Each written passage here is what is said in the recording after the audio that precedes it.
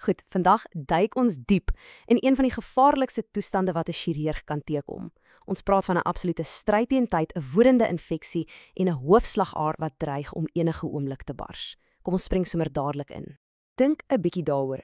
Hierdie slagare, dis die hoofweë van jou liggaam. Hulle vervoer lewensbelangrike suurstofryke bloed na elke liewe sel. So, wat gebeur as daardie hoofweg aangeval word? Nie van buite nie, maar van binne. En dis presies die kern van die probleem. Die infeksie vreet letterlik die wand van die slagaar weg. Dit skep 'n swak plek. Onder die onophoudelike druk van jou eie bloedvloei begin daardie swak plek uitbult, net soos 'n ballon, en dit word al dunner en dunner. Dit is, in die mees letterlike sin, 'n tikkende tydbom. Om hierdie toestand regtig te verstaan, moet ons 'n bietjie teruggaan in tyd, na die heel eerste keer wat dit beskryf is met 'n beeld wat vandag nog by jou spook. Hierdie aanhaling kom van Sir William Osler, heeltemal terug in 1885. Hy het dit mycotis genoem, wat afgelei is van die Griekse woord vir swam. Nou, dis nie omdat dit 'n swaminfeksie was nie, glad nie. Dis bloot omdat die onreëlmatige, uitbultende vorm hom aan 'n sampioen laat dink het. Daardie onheilspellende beeld vang die chaotiese, vernietigende aard van hierdie infeksie perfek vas. So ons begrip hiervan het oor tyd nogal baie ontwikkel. Wat eens gesien is as 'n bitter seldsame komplikasie van hartinfeksies, het nou 'n groeiende probleem geword. En dit word aangevuur deur dinge wat ons vandag sien: moderne medisyne, meer indringende prosedures en ja, selfs komplekse sosiale kwessies soos dwelmmisbruik. Goed, so hoe begin hierdie hele katastrofe? Hoe kry bakterieë dit reg om 'n vesting in die wand van 'n slagaar te bou? Dit blyk daar is 4 hoofroetes. Elkeen van hierdie paaie lei na dieselfde, baie gevaarlike eindpunt. Of die bakterieë nou deur die bloedstroom reis, of hulle word direk ingespuit, en of hulle reeds bestaande swak plek vind om nes te skop, die eindresultaat is altyd dieselfde: 'n slagaar wat verswak en begin uitdui. Wat interessant is hoe die profiel van die pasiënt verskil. Kykie, ouer pasiënte, sê bo 50, is meer geneig tot infeksies soos salmonella in hul hoofslagaar, die aorta. Daarteen, jonger mense, dikwels weens tragiese redes soos dwelmmisbruik, ontwikkel weer staphylococcus infeksies en gewoonlik in die femorele slagaar in die been. Nou, kom ons ontmoet die regte skurke in hierdie storie, die bakterieë self. En hierdie is krities, want nie almal is ewe gevaarlik nie. Om te weet presies wie jou vyand is, kan alles beteken. 2 name oorheers hierdie lys van skuldiges: Staphylococcus en Salmonella. As jy hulle bymekaar tel, is hulle verantwoordelik vir amper 2/3 van alle gevalle. Dis die name wat chirurge in die middel van die nag wakker hou. En hierdie is miskien die skokkendste deel. Kyk net na waar die verskil. As jy met 'n gram negatiewe bakterie sit, soos Salmonella, is die kans dat die aneurisme gaan bars op verbuisterende 84% en die sterftesyfer ook 84%.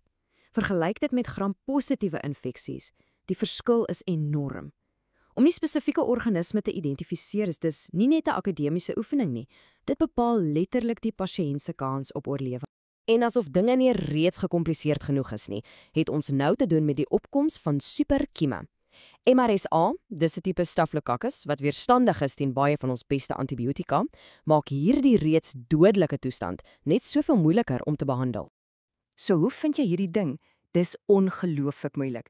Die simptome is dikwels vaag en die infeksie, wel, dit beweeg blitsvinnig. Dis 'n ware wedloop teen tyd. Die probleem is dat baie van hierdie simptome, koors, rillings, pyn, op 'n hele rits ander siektes kan dui. Die sleutel is dikwels 'n hoë mate van agterdog. 'n Dokter moet die kolletjies verbind, veral by 'n pasiënt met bekende risikofaktore. Dis hier waar tegnologie ons beste vriend word. 'n CT-skandering gee vir die chirurg 'n 3-dimensionele prentjie van die ramp wat binne in die pasiënt se liggaam aan die ontvou is. Dit wys die uitbolting, die ontsteking, soms selfs klein ligborrels in die weefsel wat deur gasproduserende bakterieë veroorsaak word. Maar die mees vreesaanjaende aspek hiervan is die spoed. 'n Pasiënt word geskandeer en dan, net 'n bietjie meer as 'n week later, gebeur dit. En daar is dit, Die visuele bewys van die nagmerrie. Binne slegs 'n paar dae kan die aneurisme dramaties vergroot. Hierdie vinnige, aggressiewe groei is die absolute kenmerk van 'n geïnfekteerde aneurisme. Dis die rooi vlag wat skree dat onmiddellike, radikale chirurgie nodig is om hierdie pasiënt se lewe te red. Goed, sodra daardie diagnose gemaak is, begin die ware stryd in die operasietafel. En die doel is nie net om die tikkende bom te ontlont nie, jy moet 'n hele gedeelte van die liggaam se hoofpyplyn herbou, terwyl jy in die middel van 'n aktiewe, woedende infeksie werk. Enige chirurg wat hierdie operasie aantak, volg 5 heilige reëls. Eerstens, beheer die bloeding. Tweedens, neem kulture om jou vyand te identifiseer. Derdens, en dis krities, sny elke laaste stukkie besmette weefsel uit. Vierdens, herbou die slagaar. En laastens, beskerm daardie herstelwerk ten alle koste. Kom ons kyk na die opsies vir daardie deurslaggewende herboustap. Die ideale oplossing, die droomscenario, is om 'n besmette pyp met 'n nuwe natuurlike pyp te vervang. Dis waar 'n kriobewaarde slagaar van 'n orgaanskenker inkom. Dis ongelooflik weerstandsbiedend teen infeksie. Die probleem, dis verskriklik duur en nie altyd beskikbaar as jy dit nou nodig het nie. Dan is daar hierdie opsie. Jy kan dit sien as die vinnig en vuil benadering, maar dit red lewens. Jy neem 'n standaard sintetiese oorplanting en week dit in 'n kragtige antibiotika. Dis altyd beskikbaar, dis vinnig en dit kan 'n lewe red in 'n krisis. Maar daar is 'n wesenlike risiko dat die infeksie kan terugkom, veral as jy teen 'n superkiem soos MRSSA veg. En dan is daar hierdie 'n meesterstuk van chirurgiese vindingrykheid. Die chirurg gaan letterlik in die pasiënt se bene in, oes die diep are en bou dan 'n splinternuwe, lewende aorta uit die pasiënt se eie weefsel. Die resultaat is ongelooflik effektief teen infeksie, maar dis 'n maraton. 'n Operasie wat maklik 10 uur kan duur. Dit verg enorme uithouvermoë van die chirurg en van die pasiënt. En op die ou end maak dit nie saak watter tegniek jy gebruik nie. Die waarheid bly dieselfde.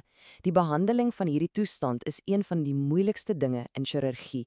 Dit toets die absolute grense van tegniese vaardigheid, kliniese oordeel en, natuurlik, die pasiënt se wil om te oorleef. En dit los ons met 'n laaste, nogal onrusbarende gedagte. Chirurge kan die mees komplekse herstelwerk in die wêreld doen, maar hulle is steeds afhanklik van antibiotika om die onderliggende infeksie uit te wis. In 'n wêreld waar antibiotika-weerstandigheid 'n groeiende krisis is dit 'n stryd wat ons kan aanhou wen? Kan ons chirurgiese vaardighede trek hou met die evolusie van ons mikroskopiese vyande? Dis 'n vraag wat ons almal raak,